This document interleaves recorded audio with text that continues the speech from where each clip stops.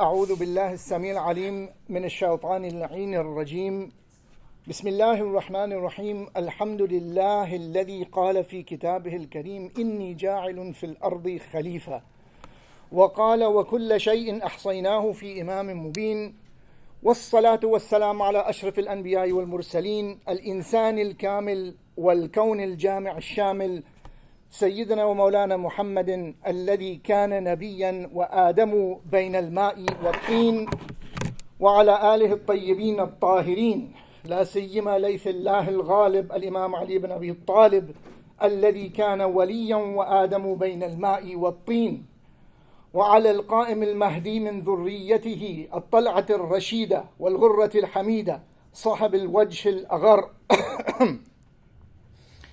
والنور الأزهر الإمام الثاني عشر الذي كان خاتما للولاية وآدم بين الماء والطين عجل الله تعالى فرجه وسهل الله تعالى مخرجه ومكنه في أرضه إماما وخليفة وحجة على العالمين إلى قيام يوم الدين.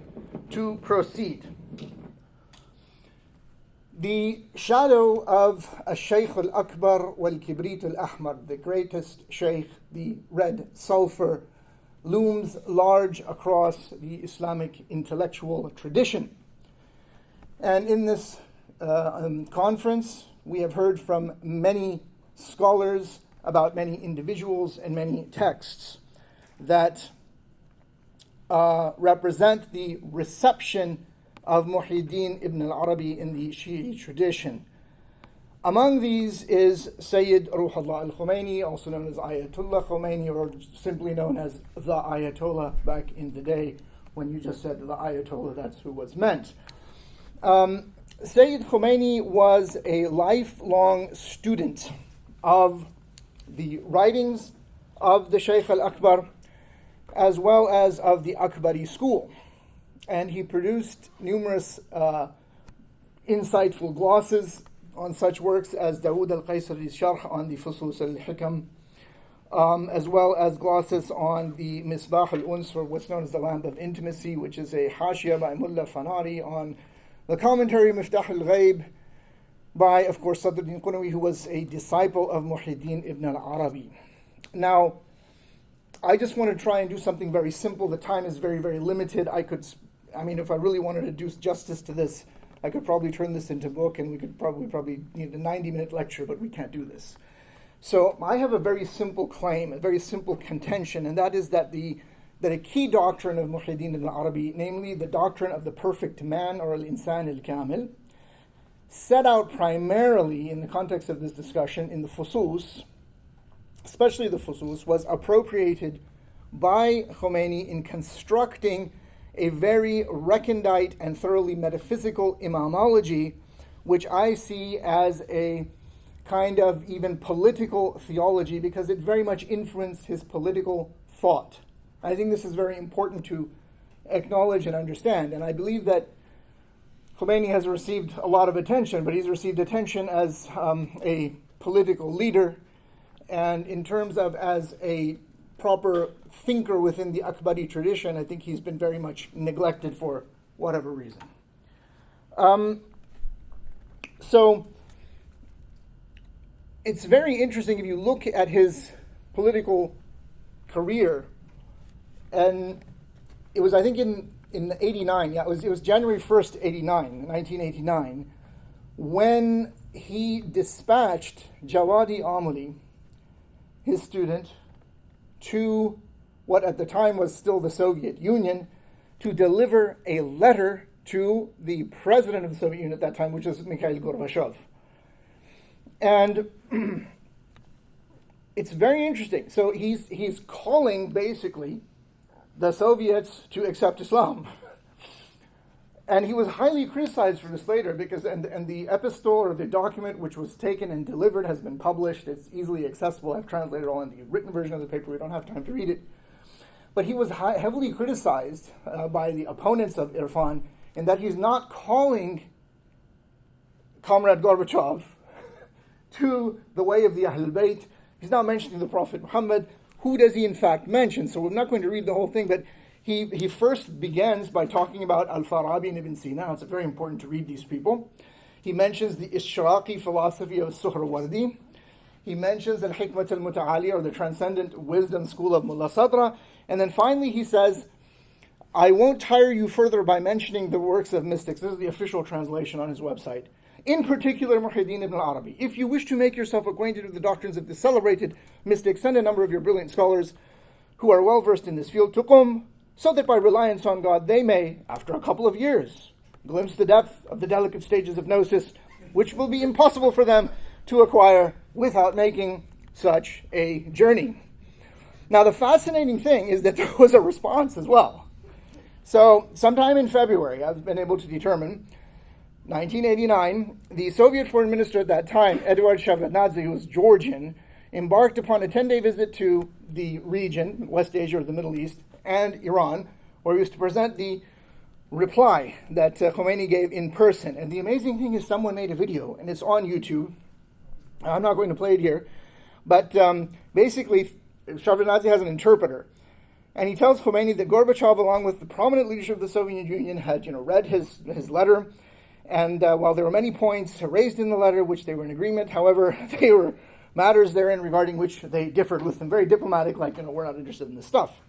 And at that point, Khomeini just says, and I'm translating here, he says, but tell him, i.e. Gorbachev, that I had wished to offer you an opening to broader horizons. ولی به ایشان what is it ولی به ایشان بگید که من میخواستم که کنار شما یک فضای بزرگتر باز کنم. So then he just stands up and leaves. And they ask the end of it, and the video is quite extraordinary, and Shevardnadze is sort of thinking, what did I do? What did I do? So I think this is a very interesting episode, in as much as it shows Khomeini's complete and total devotion to Ibn Arabi. And this is 1989. This is after the infamous, Valentine's Day fatwa against an author, someone who wrote a book called The Satanic Verses. Yeah, him. So it's very strange. So, and he's completely devoted to Ibn Arabi. So I think really, if you want to understand what this man was about, it's very important to sort of look into what Ibn Arabi is about. So what I'm going to try and talk about is, I'm a text person, so I want to look at the basic sort of what we would call the locus classicus of the Insan al-Kamil, or the perfect man doctrine. And that, of course, is the opening or the opening paragraph. It's really the whole chapter, but in particular, the very difficult opening paragraph of the Fusus al-Hikam, or the quintessence of wisdom, or the bezels of wisdom of Ibn Arabi. Now, this has been commented on at length in various commentaries, and it appears in other works as well. And if you look at the glosses of Khomeini on the commentary on the Fusus by Al-Qaysari. So this is very important. You have to understand there's a sort of a silsila, a connected master-disciple chain of commentaries that appears on the Fusus. So in case you don't know, the first real commentary the real genuine commentary is by his immediate disciple, Sadruddin Qunawi. There was another one by Afif ad-Din al-Tilmisani, who's also a disciple of his. To my knowledge, it remains in manuscript. I've seen some good manuscripts. But really, it's Sadruddin Qunawi's commentary who's considered sort of the commentary, the first one. But it's thematic. It's not line by line, word by word. Then the real one, the real word by word commentary, line by line commentary, is by his disciple Al-Jandi. Then that's followed by his own disciple Al-Kashani, followed by his own disciple Al-Qaysari. But if you really look at all of these, the real meat is really in Al-Jandi. I wish people would study that one more, but for whatever reasons, Al-Qaysari's text becomes a kind of school text. And he writes a bunch of muqaddimat. There's 12 of them. And the last one is about this whole business of walaya and prophecy and so forth. So I'm not going to read the whole gloss for you. I'm just going to mention it at the end. In many places, actually, in Khomeini's glosses on Qaysari, to put it mildly, he disagrees with a lot of things Qaysari has said. And he disagrees with what he has said here, and at the end of that, he notes that I have written, a rather nice treatise on this, but he doesn't mention the name of it. Well, that treatise is this book, Misbah al-Hidayah ila al-Khilafati wal-Wilaya. I first came across this book in the Princeton University Library when I was a graduate student. I must have been 25. And I took it back to my dorm room and I read it in one night. But it was a very bad edition, and I'm very glad this good edition has come out. And that's really where Khomeini sets out his understanding of the doctrine of the perfect man and how that is connected with the whole question of imamah, the whole problem of khilafah. And it's very interesting because for him it is a metaphysical question in this treatise. It is a metaphysical and even a sort of cosmological problem. It is not a debate about what happened at the Saqifa of Bani Sa'ida. In other words, it's not a historical, polemical sort of discussion. So it's not a historical problem. It's not even here a theological problem, because imamah is, in kalam text, a theological question. This is a question of metaphysics, and it's intimately tied in with wahdatul wujud. So when Khomeini writes this, he sets out his ideas in this treatise, Misbah al-Hidayah, or the lamp of guidance toward caliphate and walaya, nearmostness, if you like, proximity. Don't like the word sainthood or sanctity for many reasons. And in this book, he is not only influenced, of course, by Ibn Arabi, but also by the elaboration of the doctrines of Ibn Arabi by Sadruddin Qunawi. Now, I'd just like to say a word or two about Sadruddin Qunawi. He's extremely original. He doesn't really repeat things that Ibn Arabi says verbatim, like a devoted sort of disciple. He is very original in his expression, in his use of language, the way he writes. So he compiles this book called Miftah al-Ghaib, or Keys to the Unseen. And it is a further meditation on ideas which are there in the Fusus al-Hikam, because the Fusus al-Hikam, I read and consider, and many other people do as well, consider it to be a kind of elaboration truly of the doctrine of al-Insan al-Kamil. And so he develops the same thing in this book, Miftah al-Ghaib, and this later goes on to become a very important school text in the Ottoman curriculum and has a huge hashiyah or super commentary on it by Mullah Fanari. So just to give you an idea, the Miftah al-Ghaib is a relatively short book. It's probably about the same length as the Fusus, give or take. It's about like this. And it's published with the commentary, with the edition of Khajavi, and it's about 700 pages thick. So you can imagine, and small type, and a lot of other notes and so on and so forth that are there. So Khomeini also wrote glosses on this, but I'm not going to have time to talk about there what Sadruddin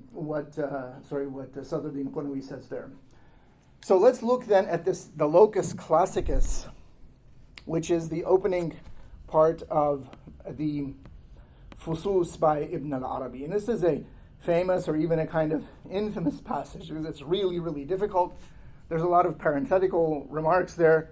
And I'm just going to read this. It's not very long. I'm not going to burden you with it very long. I'm just going to read this very quickly. This is my own translation.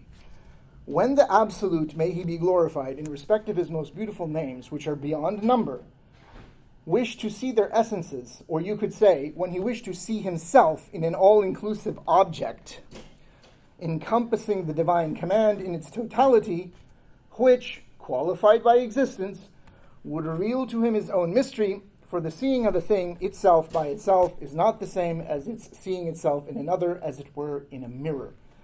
Now the imagery of the mirror is very important. So what is implicit here, and again, many people have said this already today, you have to understand the Quran if you're going to understand Ibn Arabi. This is a reference to the opening, the first 30 ayat of Surah Al-Baqarah, around where it says, وَإِذْ قَالَ رَبُّكَ لِلْمَلَائِكَةِ إِنِّي جَاعِلٌ فِي الْأَرْضِ خَلِيفَةً. And when your Lord said to the angels, I am placing upon the earth a Khalifa, and it goes on, and the key point is that Allah teaches him all the names. وَعَلَّمَ آدَمَ الْأَسْمَاءَ كُلَّهَا. And he taught Adam him the names, all of them. So this is the context of this. And this notion of the mirror is a kind of reflection where this being, Adam represents kind of primordial humanity, or the essence of human beings. And the divine names are reflected therein.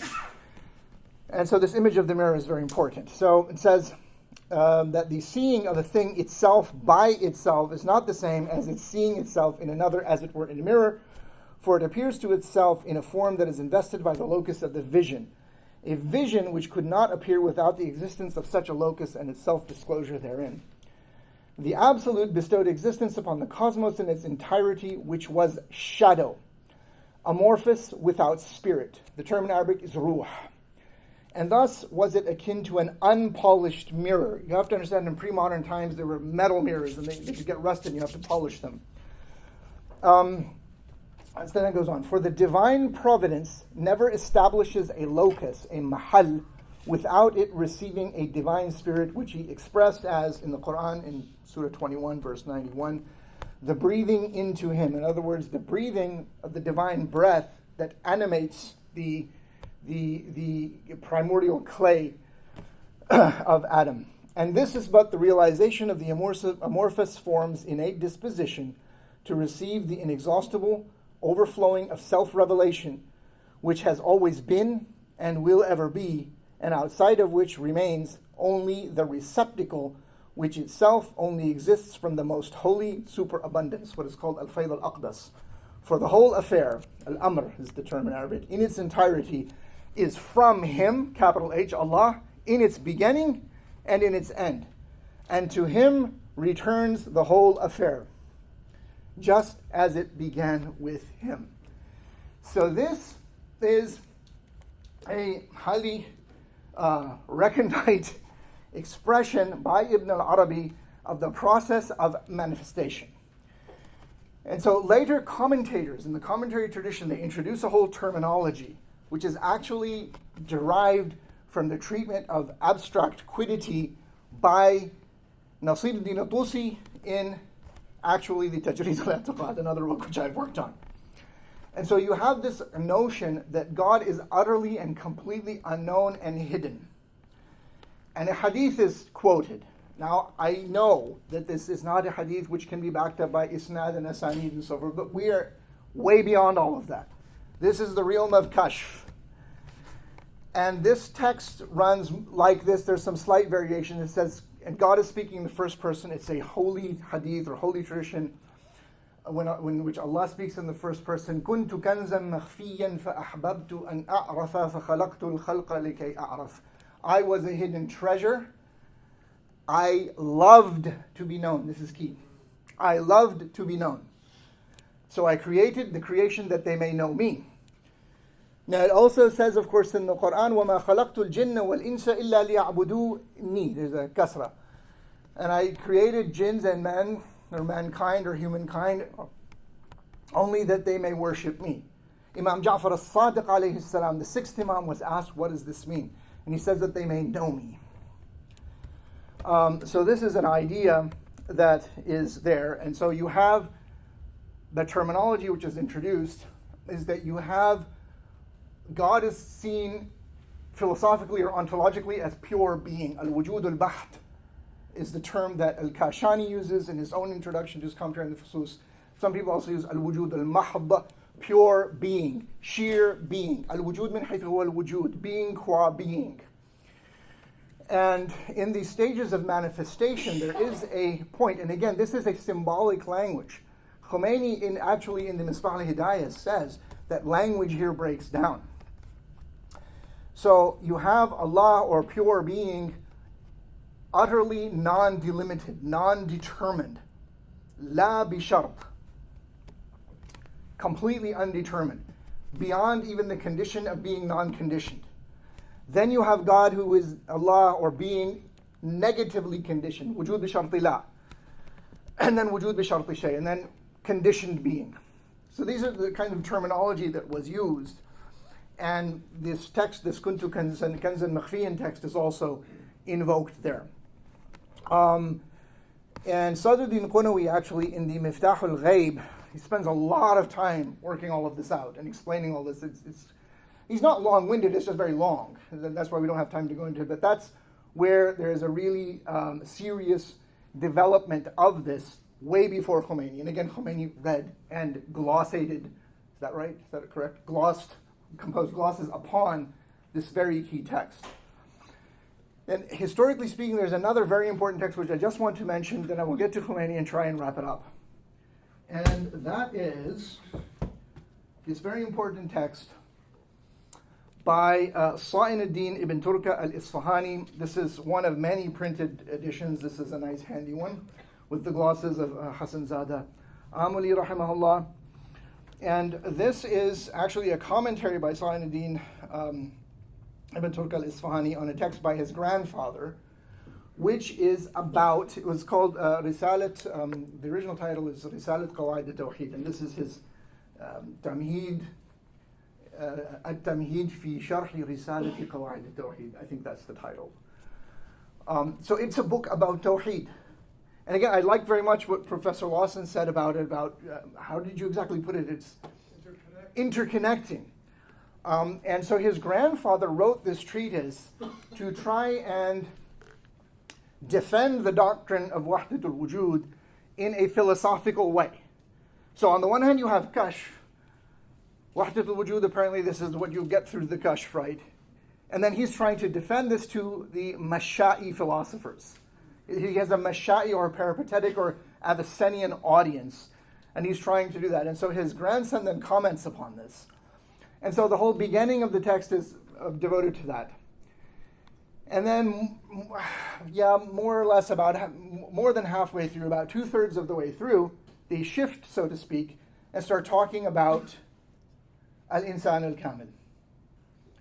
And this paragraph, a portion of this paragraph, which I read to you, is quoted. But his grandfather never says where it's from. He just says, qila, it is said. And of course, his grandson then says, well, this is directly from Ibn Arabi's Fusus al-Hikam. And, there's someone who's been working on Sayiad Ibn Turka al-Isfahani, someone named Matthew Melvin Kushki, and he wrote a very nice dissertation on him, and he portrays him as a complete letrist, and he has invented something completely pulled out of thin air called Tashkik al-Harf, which has no basis. But my point is here that he neglects, he downplays the importance of this book in Ibn Turka al-Isfahani. And because Kushki is interested in lettrism and numbers and numerology and abjad and al-ghariba and all of this, he thinks this is not an important book. So I just want to say, by way of footnote here, that when Ibn Turka al-Isfahani takes his grandfather's text, he divides it up into paragraphs because he has to comment on it. And he divides them up exactly into 66. 66 is the abjad of Allah. Surely Kushki knows this, but for whatever reason he apparently hasn't noticed this. When he begins his discussion on al-insan al-kamil, that is paragraph 45. 45 is the abjad of Adam. 45, 4 plus 5, if you take the mufrad, adds up to 9. Also, the numbers from 1 to 9 add up to 45. So the 1 through 9 is all the maratib al-wujud. Those numbers from 1 through 9 can be arranged in the 3x3 wifq, or the 3x3 which we heard about, someone was talking about. And anyway, so this is also encoded there. I wonder if there's similar things in Khomeini. I have some speculation on that. I will maybe mention that in the written version of the paper, but I wanted to point that out. So there is this kind of historical continuity in terms of the datings of these texts. And Khomeini does not have glosses on the Tamheed, but it's definitely part of the curriculum. There's no doubt he would have read it. As you said, it's part of the, what do you call it, the Qajar, the Irfan trilogy. I like that turn of phrase. So he definitely would have read it. And all of this is reflected in the Misbah al-Hidayah. So I just want to turn to a few, I'm not going to read it to you, I have summarized it all. So there's an idea, especially among these Akbari thinkers, that the entirety of the content of the Fusus al-Hikam is encoded in the opening khutbah. And if you read Qunawi's commentary, he says that one day he was reading this back to Ibn Arabi, his teacher, and he went into the state, and the whole meaning of the book was revealed to him after, it's like 17 words or something were read. Jandi claims the same experience. And there was also in medieval Islamic rhetoric and writing, there was a method whereby they would have a kind of opening, but the turns of phrase would allude to the titles of books which they had used. It's a kind of strange way of doing a bibliography, and it's a very difficult literary feat to pull off. And I'm convinced there's a similar thing going on in the opening of Khomeini's treatise. Now, again, by way of just completeness, Arabic was not his language. And so, as is the case with many non-Arabs, Iranians, Indians, Turks, when they would write this way, they would kind of go a bit over the top. And so it's a little bit too much. Now, the person who really pulled it off was Ibn Turk al-Isfani. He really can pull it off. It works as literature. In the case of Khomeini, in some places it's a little bit too much, and some of the words are a little bit unnecessary. They're just there for literary flourish. Nevertheless, in the opening, for example, he says, "Praise is due to Allah, enduring and unmoved." The word he uses there is al-mustakin. And that is sort of like this unmoved mover concept, which you have in Aristotle. Veiled in darkness, concealed by the divine attributes and names, utterly hidden in the might of his glory, yet manifest and unveiled by the light of his majesty.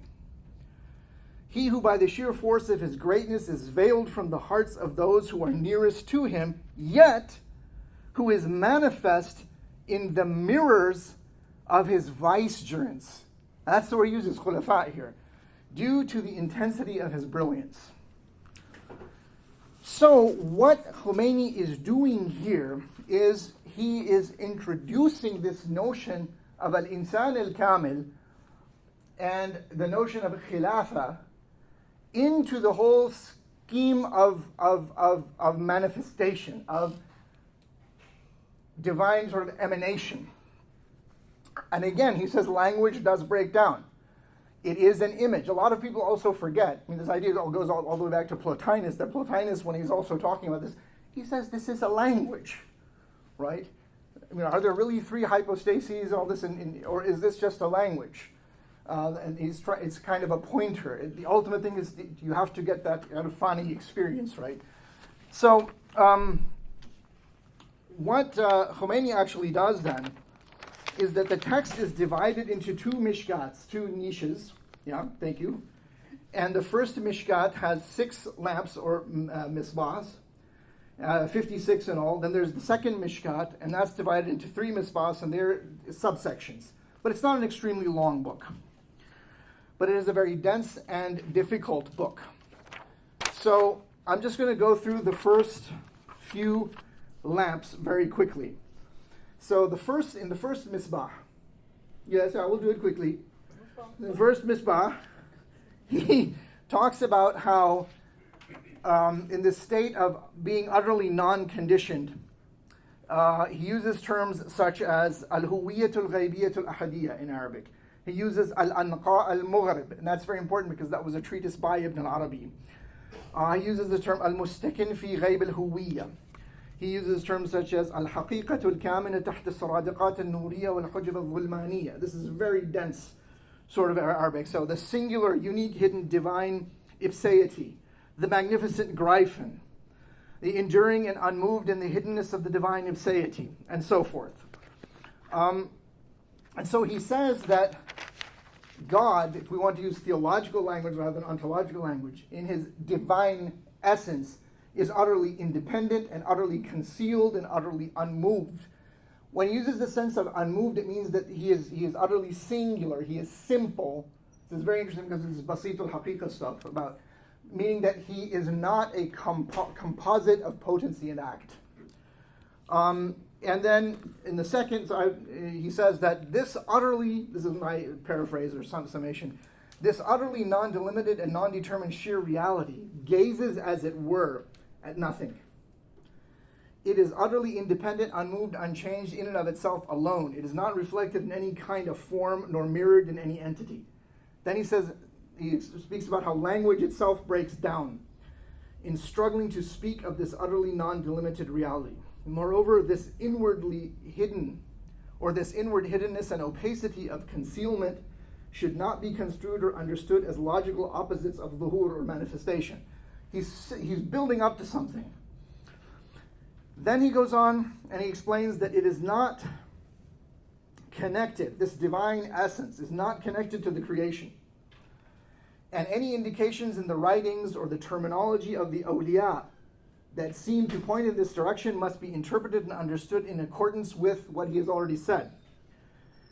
And moreover, he denounces the people he calls ashab, at-takallum, or the mutakallimun, the run-of-the-mill kalam theologians, as well as the run-of-the-mill philosophers, what he calls arbabul falsafa al-rasmiya.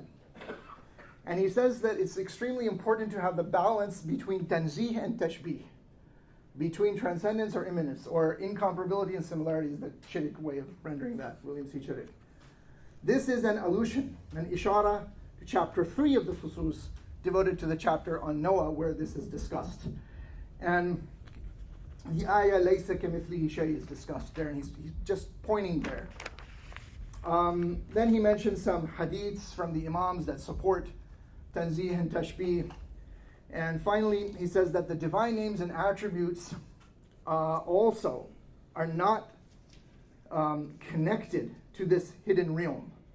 And for them to become manifest, there is a need for a divinely appointed Khalifa in all orders of wujud, all orders of being, because this is still all wujud.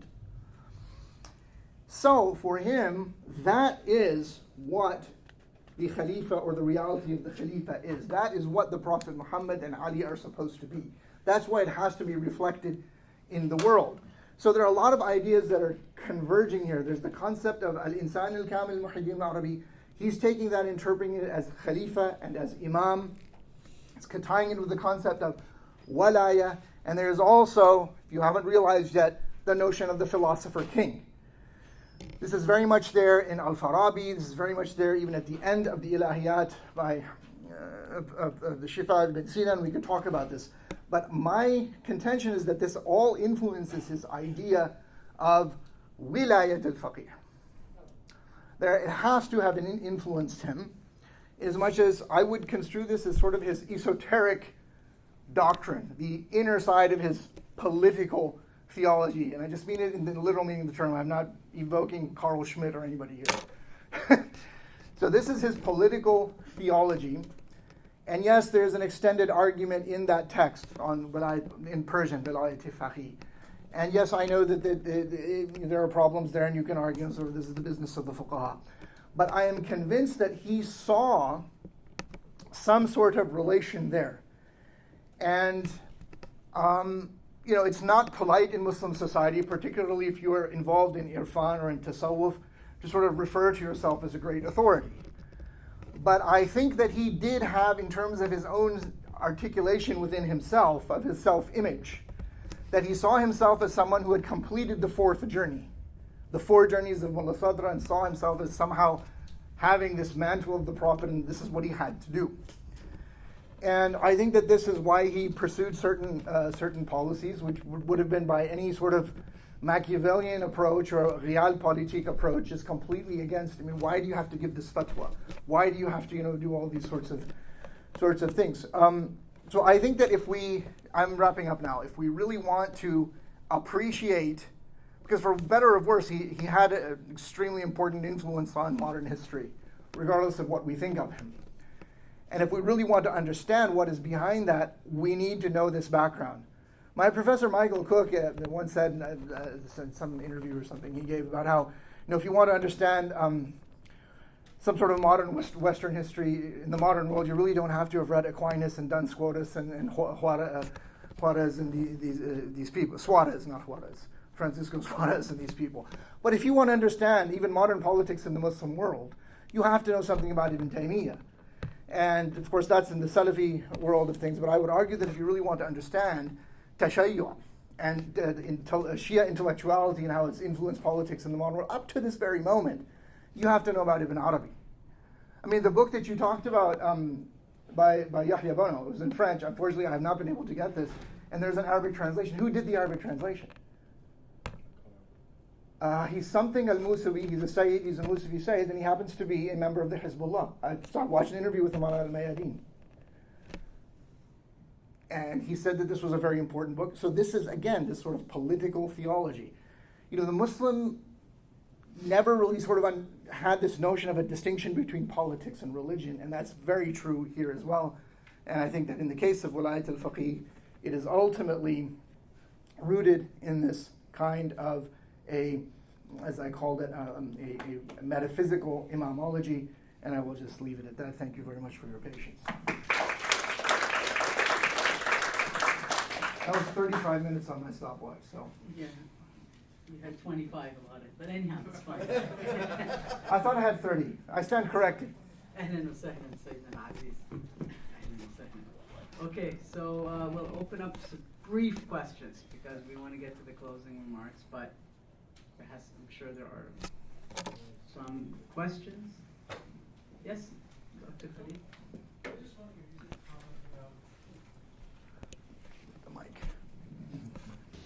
I was hoping you might comment about the relationship between the primordial Adam. You share that beautiful passage from the Fusus where God created this image or this mirror for himself. What would you say is the relationship between the primordial Adam and the Haqiqa Muhammadiyah?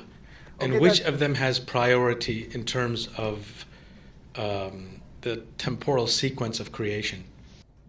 Yes, very good. That's a very interesting question. So in chapter 1 of the Fusus is a kind of so the last chapter connects to the first. It's not a line, it's a circle. Do you understand? And Adam represents the symbol for all of humanity, right? But at the same, and all of humanity includes the perfect man. But the Prophet Muhammad ﷺ is chapter 27. So if you don't know, all of the chapters of the Fusus, or the bezels of wisdom, the quintessence of wisdom, are devoted to a particular Quranic prophet, and there's a symbol, it's understood symbolically. Thank you so much. Thank you. And each of these prophets, these Quranic prophets, especially the heart of that Quranic prophet, the kharabat, Dr. Tasbihi, of that prophet, the Kaaba of the heart, is seen as a locus of manifestation or a place of tajalli of certain divine names. So ordinary human beings, they have various sort of divine names potentially available to them, and it is what they have to complete in their 4 journeys in this life. But when it comes to the Prophet Muhammad ﷺ, he has the totality of all of the names. But in terms of the priority of temporal succession, so Adam is created first as a flesh and blood individual. Otherwise, the light of the Prophet Muhammad, so this is the actual Khalifa, the Wali, so forth. So the Prophet Muhammad ﷺ is Rasul Khuda, he is Rasulullah ﷺ in every order of being. And there is a hadith, and Ibn Arabi quotes a lot of hadiths, and I quoted that, and I followed the same tradition. I encapsulated my entire lecture in my Arabic opening khutbah, which is, the hadith is kuntu nabiyan wa adamu bayna al-ma'i wa tin. I was a prophet when Adam was between water and clay. And there are other slightly different wordings, and this is not a hadith seminar. But I have the full takhrij in my critical edition of all of these things. So there is this idea. There's also the idea of what is called an-nur al-Muhammadi or al-haqiqat al-Muhammadiyya. This is before time. You know, this is not a temporal succession. Time has no meaning here. And there are also hadiths in the Sunni tradition about this. There's a famous hadith which is, the rawi is Jabir ibn Abdullah al-Ansari. And the Prophet ﷺ says to him, أَوَّلُ شَيْءٍ خُلِقَ نُورُ نَبِيِّكَ يَا Jabir. The first thing to be created was the light of your Prophet, O Jabir. Now the hadith sticklers like to say, well, this is supposed to be in the Musannaf of Abd al-Razzaq al-San'ani, and if you actually go and look there, you don't find it. And I say to them, well, you should read the introduction by the editor, Habib al-Rahman al-A'zami. This survives in only one manuscript. It is in the Mullah Murad collection, and it is incomplete. It is not a nuskha naqisa. And the fact is that all of these medieval authorities, they quote this hadith. And there are other things in the Shia tradition that abundant hadiths in the Shia traditions that talk about the light of Muhammad, the light of the Imam. So he is actually prior, but in historical time, opaque time, as Zamanul Kathif, he comes at the end. Otherwise, he's before. So I hope that answers your question. Any other questions? And then we're going to go to okay, one more and then we'll go to the closing remarks. Sure. Go ahead. Sayyid, I appreciate the fact that your thesis that the doctrine of Wilayat al-Faqih is a lead up or inspired by his Imam Khomeini's influenced by his training in Irfan. But if we're more precise with our language, I mean, you know, the Wilayat al-Faqih is like Wilaya of the Zahiri, of fiqh. It seems very strange to me that Irfan, which is fundamentally dealing with the batin, and now his whole politics is embodied by this idea of Wilaya of the Faqih. Should it be maybe Wilayat al-Hakim, Wilayat al-Arif? Because fiqh wasn't the criteria of the Nas of Imam Ali, or his authority after the Prophet is not based on his fiqh, is based on the hukm batini, the Nas, something else, a spiritual principle. So I'm curious, maybe you can shed some insight into this. Why would he choose a term which is very external, very exoteric, in considering the fact he's an arif, considering the fact of his training because of the vast Muhammad. majority of people in the world are not urfa, and that includes the vast majority of fuqaha, and he's addressing, qishriyun. That's the people of the husk, or people who are zahir bin, kor, chashmi people. That is how the majority of the fuqaha has been throughout history. And he's working in terms of a fiqh sort of framework.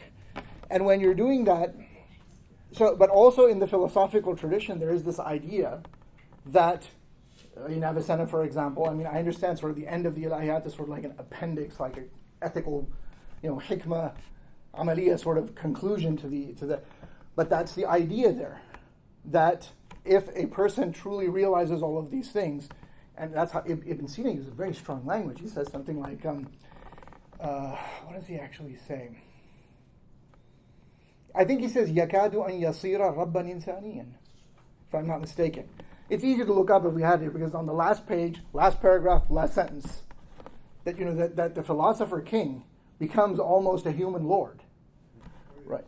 Yeah, and so there is an idea that if you actually, so there is this notion that there is a kind of certain degree of perfectibility of ordinary human beings as well, aside from the ma'sumin. But you never become Muhammad sallallahu alaihi wasallam. You never become Ali. You can asymptotically approach them, to use a term from mathematics. And I think that Khomeini probably saw himself as that way. I mean, he wasn't going to stand up and say, "Hey, I'm the guy," but he in effect did. Right? He didn't explicitly say that, but he sort of designed this office that sort of fits only on him. So, I mean, that would be my take on it. But the only thing I was trying to say is that there is a deep sort of Sufi metaphysical sort of background to this. And I would like to add to that if you want the point that you're making, well, the tasawwuf or irfan is a part of the batin and so forth, you know that the batin is not disconnected from the zahir, and the zahir is not connected from the batin. Allah subhanahu wa ta'ala is huwa al-zahir fi butunihi wal-batin fi zuhurihi. أبطن فأظهر وأظهر فأبطن. It's both and. Tanzih and tashbih, both. And so that has to have its corollary in the realm of practical wisdom, al-hikmatul amaliyya, and that's, of course, as-siyasatul madaniyya. Political economy. Thank you.